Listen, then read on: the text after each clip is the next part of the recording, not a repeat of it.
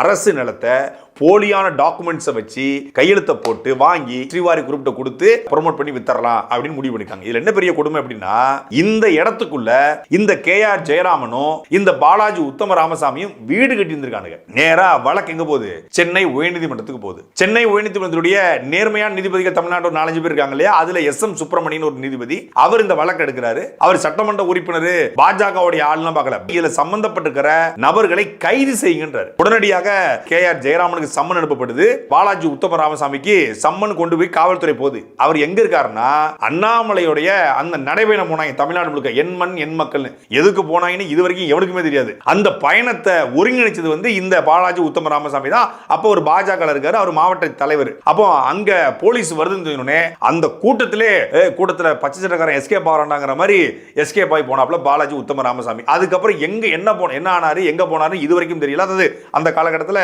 Abscond ஆகி போயிட்டார். அதுக்கப்புறம் அந்த வழக்கை என்னென்ன பண்ணணுமோ செட்டிங்ஸை பண்ணி அந்த வழக்கை முடிச்சாங்க. இப்படி அரசு நிலத்தை ஆட்டையை போட்டத குற்றச்சாட்டும் இவர்கள் மீது இருக்கிறது. அரசு நிலம் மட்டும்தானா?